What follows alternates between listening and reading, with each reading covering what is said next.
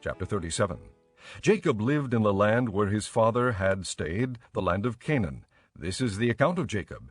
Joseph, a young man of 17, was tending the flocks with his brothers, the sons of Bilhah and the sons of Zilpah, his father's wives, and he brought their father a bad report about them.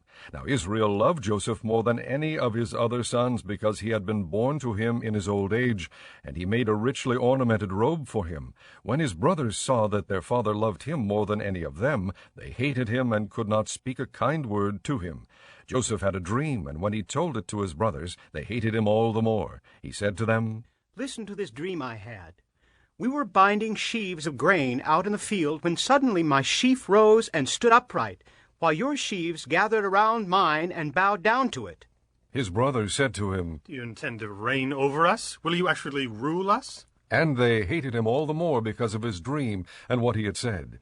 Then he had another dream, and he told it to his brothers. "Listen," he said, "I had another dream, and this time the sun and moon and 11 stars were bowing down to me." When he told his father as well as his brothers, his father rebuked him and said, "What is this dream you had? Will your mother and I and your brothers actually come and bow down to the ground before you?"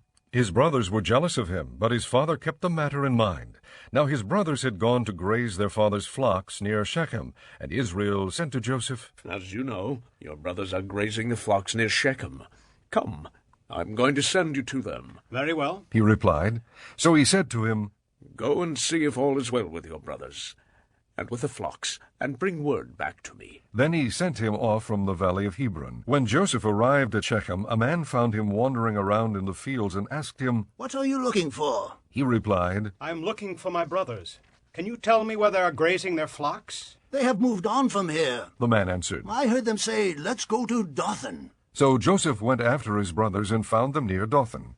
But they saw him in the distance, and before he reached them, they plotted to kill him. "Here comes that dreamer," they said to each other. "Come now, let's kill him and throw him into one of these cisterns and say that a ferocious animal devoured him. And then we'll see what comes of his dreams." When Reuben heard this, he tried to rescue him from their hands. "Let's not take his life," he said. "Don't shed any blood. Throw him into this cistern here in the desert, but don't lay a hand on him."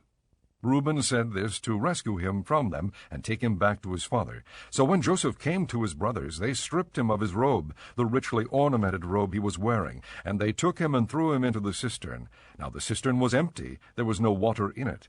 As they sat down to eat their meal, they looked up and saw a caravan of Ishmaelites coming from Gilead. Their camels were loaded with spices, balm, and myrrh, and they were on their way to take them down to Egypt. Judah said to his brothers, "What will we gain if we kill our brother and cover up his blood? Come, let's sell him to the Ishmaelites and not lay our hands on him. After all, he is our brother, our own flesh and blood." His brothers agreed. So when the Midianite merchants came by, his brothers pulled Joseph up out of the cistern and sold him for 20 shekels of silver to the Ishmaelites, who took him to Egypt.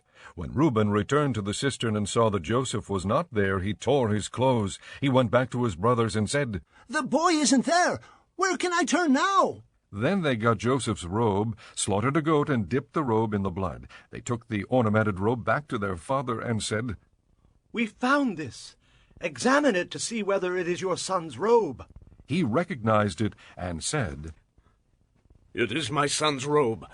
Some ferocious animal has devoured him. Joseph has surely been torn to pieces." Then Jacob tore his clothes, put on sackcloth, and mourned for his son many days.